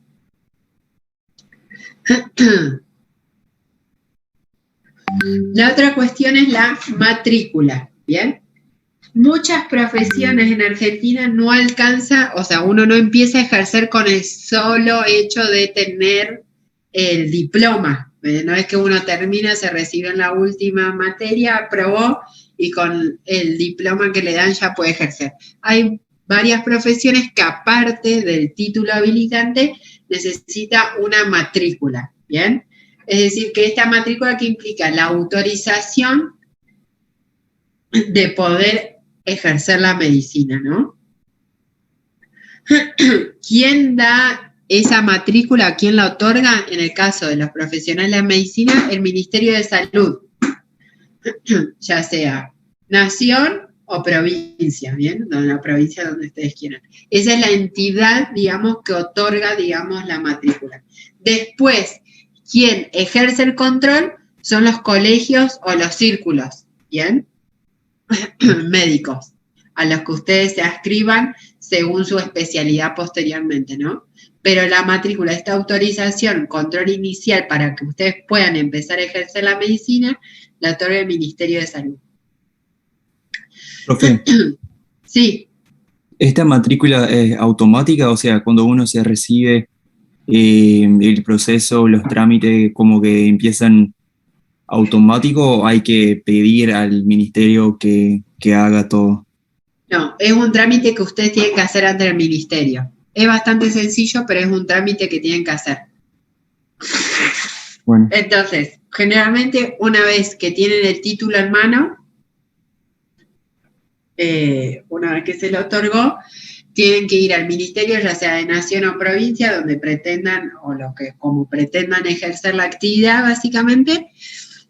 Y entonces, generalmente, por ejemplo, acá en la provincia es una nota dirigida al ministro, digamos, de salud, solicitando, digamos, la matriculación, y deben adjuntar el título universitario, en este caso ustedes habilitante, tienen que poner, por ejemplo, antecedentes de residencia, es decir, que tienen que tener domicilio en la provincia cuando quieren ejercer, tienen que presentar antecedentes penales, que es un trámite que se hace en el RENAR, que es un organismo nacional, donde por internet actualmente se puede solicitar, y que estás en la base de datos de que si tenés alguna causa judicial penal, digamos, o no activa, entonces te piden que estés libre de eso, te piden, bueno, fotocopia, carnet, fotito carnet y demás, y algunos requisitos porque se van cambiando, y una vez presentado todo eso, ellos hacen el control y el registro y luego te otorgan la matrícula.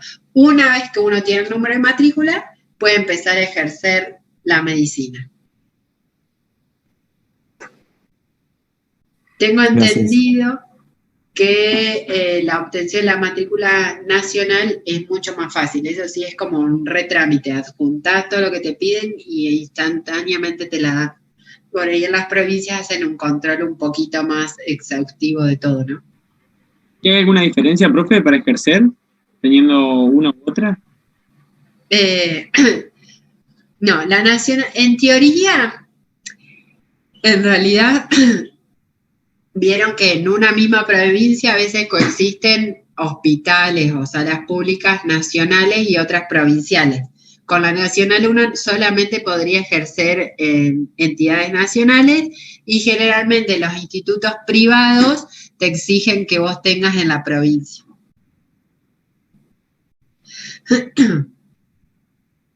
Bien, entonces básicamente esos son las cuestiones. Después el otro punto importante es la inhabilitación. Así como Profe. se otorga, sí, dígame. ¿Y uno puede tener más de una matrícula, o sea, en diferentes provincias, o solo se puede tener una? Sí se puede, sí se puede. Ejercer en distintas provincias se puede. Muchas veces se usan en provincias que están, viste, cuando uno vive en localidades que son muy cercanas a la jurisdicción intraprovincial se puede. Tenés que hacer el mismo trámite en la otra provincia y cuando vos aducís que ya tenés la matrícula en otra provincia, porque siempre vas a tener una que es más de base o que hiciste primero, en la segunda tenés que prestar la constancia de matrícula de la otra provincia. Pero sí se puede. Bueno, así como en contraposición de la matrícula, existe lo que, o está estipulado lo que es la inhabilitación, que es frente en realidad a ciertas infracciones relacionadas con el ejercicio de la medicina, se puede aplicar ciertas sanciones que te indican que algo está mal, la multa, que son bastante altas, y si hay residencia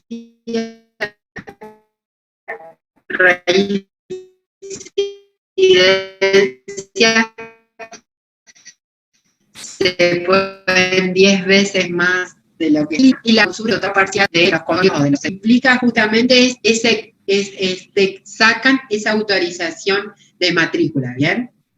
Que justamente puede ser por suspensión, es decir, que por un tiempo determinado uno no puede ejercer, o puede ser permanente. Para que sea permanente o haya una suspensión de matrícula, generalmente es por ocasionar algún delito penal vinculado con el ejercicio de la profesión.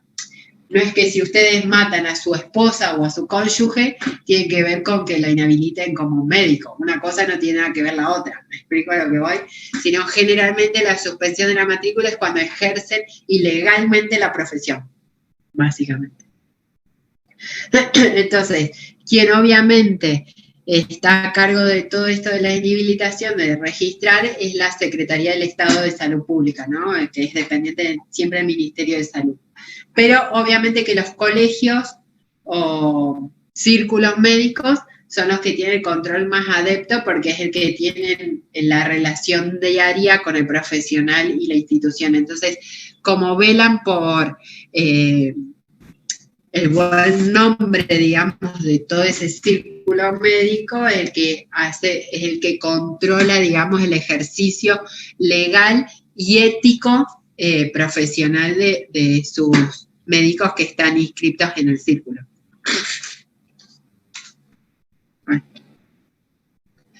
Bueno, luego la ley en el artículo 19 establece cuáles son las obligaciones de cualquiera que ejerce la medicina, es decir, de los médicos. Básicamente, todos ustedes la conocen. ¿Ustedes están actualmente cursando ética profesional y deontología? ¿O ya la cursaron? No, profe. No, ¿Todavía no? no. Oh, porque hay temas que se pueden, digamos, encimar. Por eso les preguntaba, porque esto puede ser que lo estén viendo también en deontología.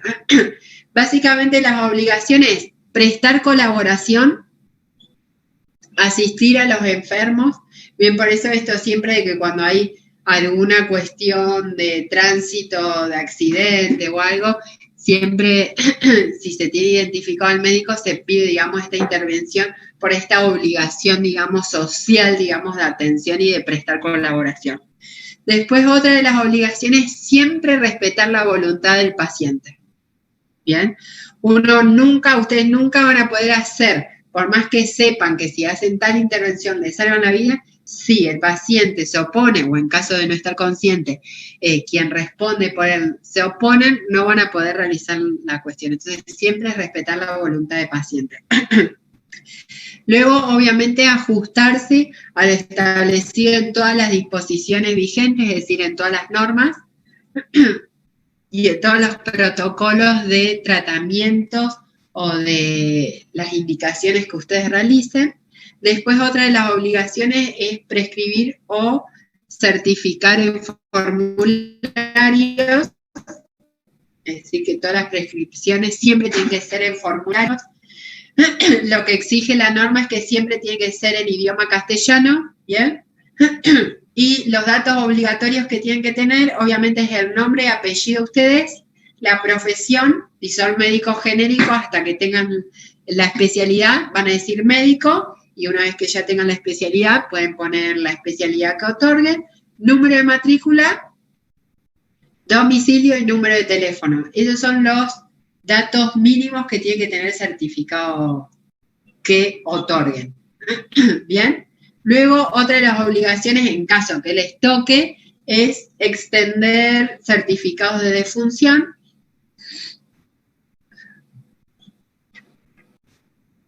Que hoy ya los certificados de defunción vienen preestablecidos, así que es ir completando los datos que se solicitan.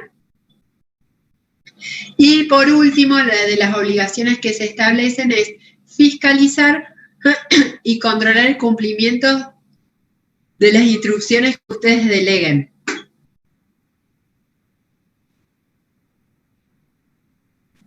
Y esas facultades que ustedes deleguen siempre tienen que ser entre los límites de autorización. Bien, entonces, no pueden delegar a un enfermero que realice un ejercicio de la medicina. Chicos, me esperen un minutito que tengo que atender algo, ya vengo.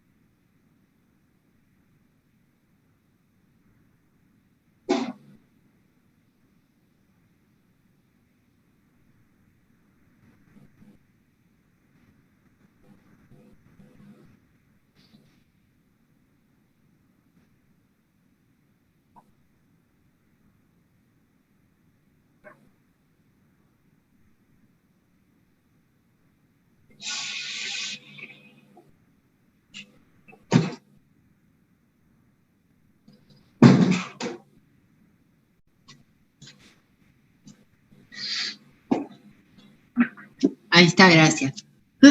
Entonces, básicamente esta última tienen que prestar mucha atención porque muchas veces de ahí se puede desprender alguna imputación, alguna mala praxis o algo cuando delegan funciones y ustedes no verificaron esa delegación o si se excedieron la delegación de la actividad. ¿Bien? Entonces, si un enfermero realiza algo que está facultado o es competencia médica, va a estar en infracción, y así cada uno de los auxiliares de la medicina. Y luego el artículo 20 de la ley establece cuáles son las prohibiciones, ¿bien? Y enumera varias, es una enumeración bastante larga de las prohibiciones, pero básicamente así como a modo de ejemplo es prohibido, digamos, establecer curación fijando plazo, es decir, no pueden determinar que en tal plazo la persona va a ser curada, no puede prometer la conservación de la salud, bien, no puede anunciar o promocionar técnicas que estén fuera de la enseñanza y del arte de curar, aplicar agentes terapéuticos que son inocuos, entonces no es que te pueden dar como medicina el agua, ¿bien? Oh. Bueno, obviamente aplicar procedimientos que no estén aprobados. Está prohibido anunciarse como especialista cuando no se obtiene esa especialidad. O anunciar especialidades que no están reconocidas en el país como tales. Entonces, vieron, por ejemplo, ahora que está de moda todo lo que es la medicina natural. Entonces, acá en Argentina no es una especialidad médica, o sea, un médico no puede aplicar todo lo que es medicina natural, acá en Argentina por lo menos. En Estados Unidos es una especialidad, por ejemplo, pero acá no. No puede usar prescripciones que tengan signos o abreviaciones que no sean las autorizadas, ¿bien? Entonces, no sé, rayos X, se sabe y está establecido que la abreviación es la R y la X, ¿bien? Pero no puede usar otra que no sea así, que esté nomenclada, digamos. Bueno, no puede obtener beneficios de laboratorios. No puede publicar cartas de agradecimientos de pacientes. ¿Bien? Y acá vuelvo a establecer que se relaciona con la última obligación que mencioné, la de delegar a sus auxiliares facultades que le son propias. ¿Bien? Entonces, como te delimita la obligación, te la vuelve a anunciar como prohibición. ¿Bien? Entonces, no se pueden delegar facultades que son propias al médico.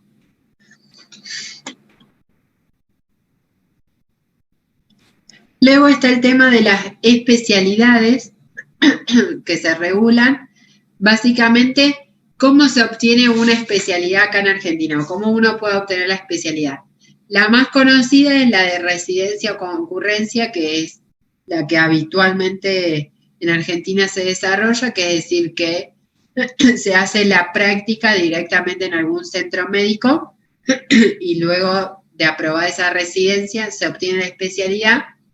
Pero se establecen otras modalidades también, que es básicamente la de la obtención a través de un otorgamiento universitario, que esto de a poco en Argentina se va imponiendo de poder realizar una especialidad universitaria. Por ejemplo, acá la universidad abrió la de cardiología. Y es una especialidad, digamos, universitaria. Después la otra modalidad de poder obtener una especialidad es que sea un profesor universitario por concurso en la materia y en la actividad. Entonces después el círculo médico certifica que por tantos años de haber enseñado tal actividad, todo, se le puede otorgar, digamos, la especialidad.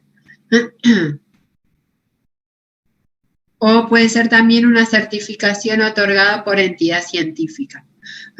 Esas son las modalidades por las cuales en Argentina está válida, digamos, establecer una especialidad.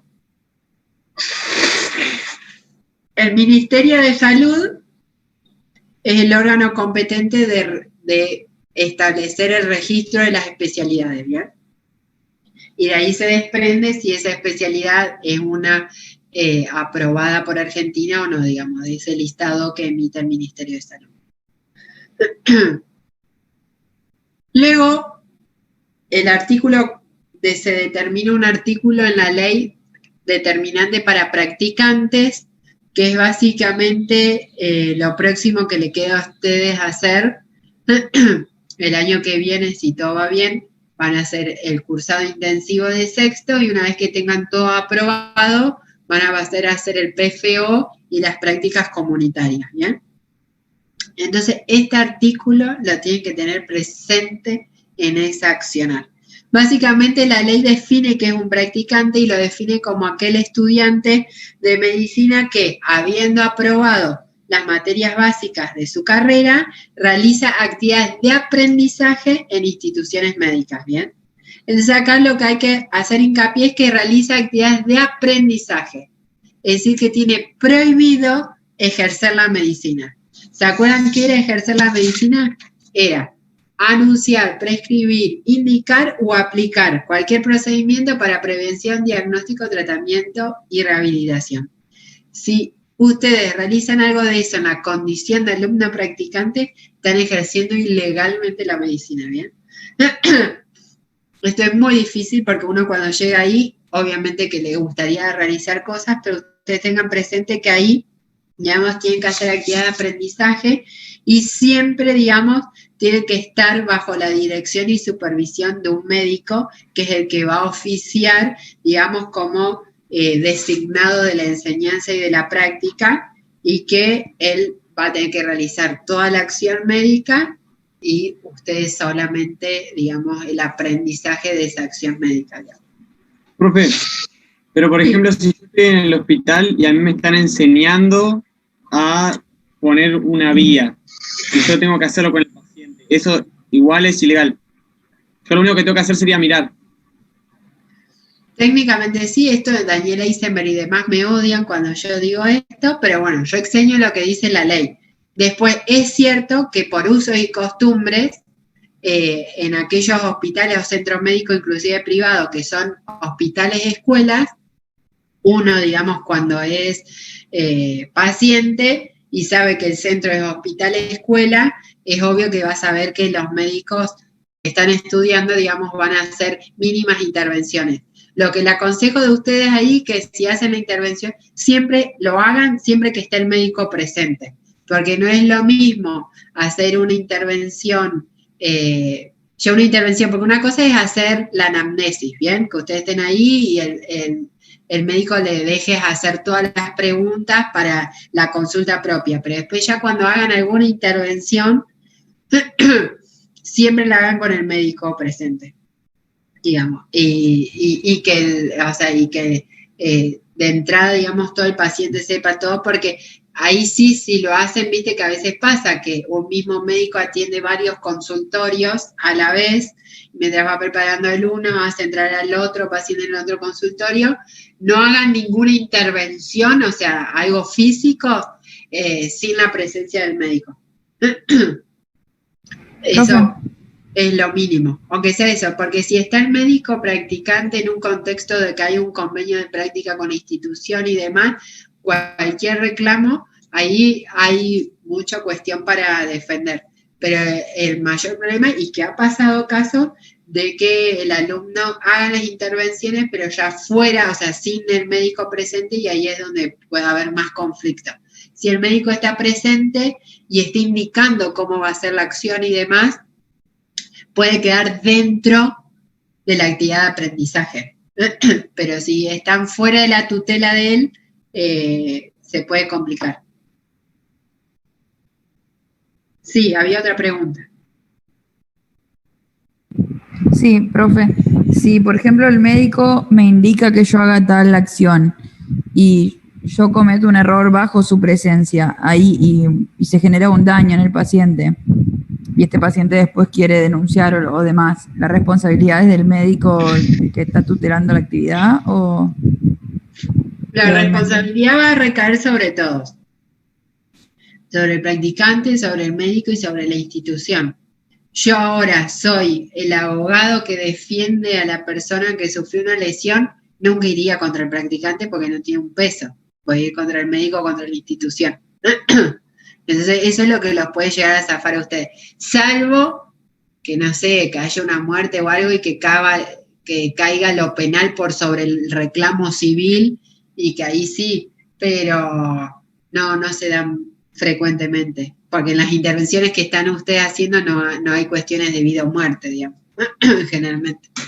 O cuando hay algo de vida o muerte es cuando hacen la práctica en el PFO, cirugía, pero tenés todo un entorno que nunca van a llegar a ese riesgo, ¿no? Porque tenés el cirujano ayudante, las enfermeras, tenés las instrumentadoras, tenés toda una estructura que ayuda a que no produzca un desenlace fatal, digamos. Y que si ocurre algo fatal esté dentro de los protocolos y consecuencias previstas dentro del consentimiento informado, ¿me entendés? Entonces, ahí es donde, que si está dentro de lo que puede ocurrir, no prospera el reclamo que pueda hacer la persona, digamos. Profe, y en el caso de los residentes, por ejemplo, un residente en cirugía, ¿sobre quién cae la responsabilidad? ¿O se aplica lo mismo que acaba de decir? Lo mismo que acabo de decir. Ya uno cuando es médico ya puede hacer en teoría todo. Obviamente que se aconseja, si uno es especialista, de hacer solamente esa rama de especialidad, ¿no? Pero frente a alguna emergencia uno ya está apto para desarrollar todo. Ahí ya, aunque estés como residente, ya estás ejerciendo la medicina de forma regular y después toda cuestión que puede provocar alguna lesión o muerte, pero que son casos extremos, te van a tratar igual que el médico especialista y demás. Lo que la fuerza del médico es comprobar que se actuó todo conforme a protocolo, con la negligencia y la prudencia establecida, y que dentro de las probabilidades de esa intervención cabía, digamos, que se produzca la muerte, y si se comprueba que se actuó conforme a protocolo, y eso no prospera el reclamo.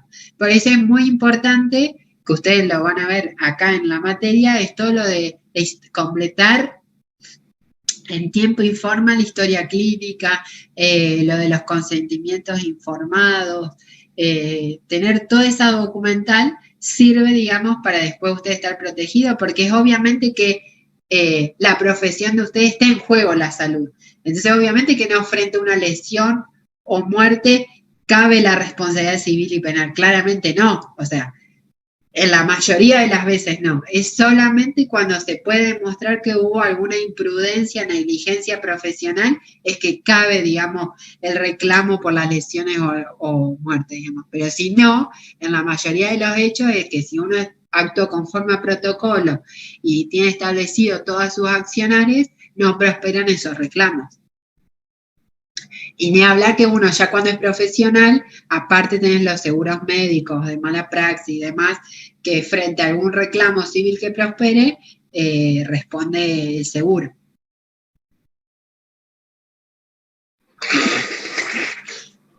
Por eso van a escuchar a los demás docentes que son médicos, van a decir, nunca tengan, como que nos odian a los abogados, y en realidad yo digo al revés. Es bueno tener un amigo abogado o familia que sea abogado porque les ayuda a armar todo esto previo a que sucede, entonces cuando sucede tienen una buena defensa y no prosperan los reclamos. Básicamente sería así.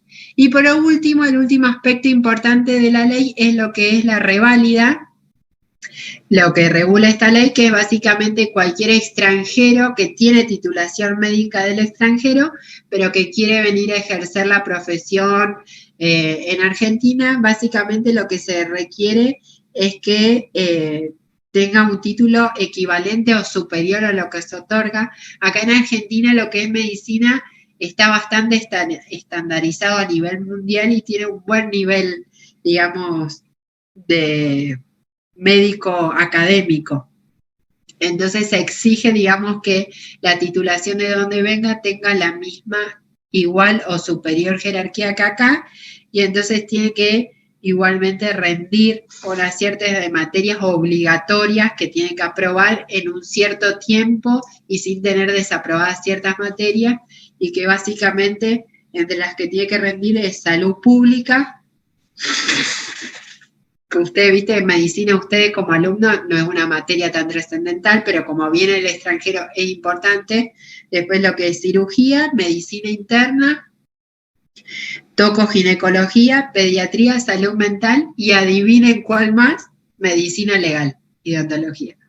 Es una materia que está dentro de los combos para poder revalidar la titulación.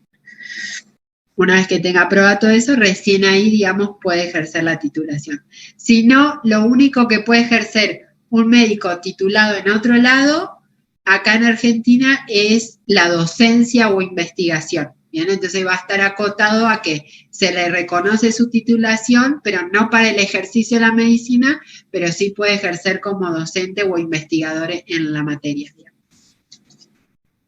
Bueno, chicos, con esto ya finalizamos, y entonces el martes que viene vamos a ver el resto de la unidad, que pasaría a ser el ejercicio ilegal de la medicina, que más concretamente vamos a analizar aquellos delitos que están tipificados en el Código Penal, que pueden llegar a ejercer ahora como estudiantes o luego como médicos que puede llegar a ver, que ahora van a entender esto de lo que yo les expliqué un poco, de que si se actuó con negligencia, imprudencia y demás. Así que bueno, nos vemos el martes que viene. ¿Alguna duda, algo?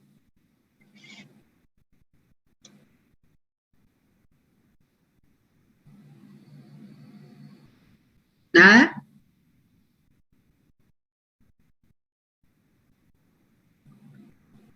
Bueno, entonces, sí. Una pregunta, que en el horario que figura como teoría y práctica en esta hora, va a ser todo virtual, así como hicimos esta clase de hoy, ¿no? La verdad desconozco, eso por ahí le podrían preguntar a Daniela Eisenberg, más concretamente. Yo sé que las dos primeras clases que las doy yo son con esta modalidad, digamos así, sincrónica, cosa. Yo tengo entendido que a nivel facultad en general, lo que es práctica es presencial, pero no les quiero decir nada porque capaz justo la práctica de esta materia puede ser medio online porque muchas veces es redacción de documental y demás, pero tengo entendido que toda la cuestión práctica en todas las carreras en la universidad van a ser presencial, pero creo que el cronograma ella lo subió en el campus y ahí deben estar establecidos. Bueno, gracias. Sí, son así online o sincrónicas, pero él días anteriores le va avisando, viste que le mandó con anterioridad el link para esta clase. Bueno, la segunda clase que la doy yo también va a ser de la misma modalidad, pero después el resto de la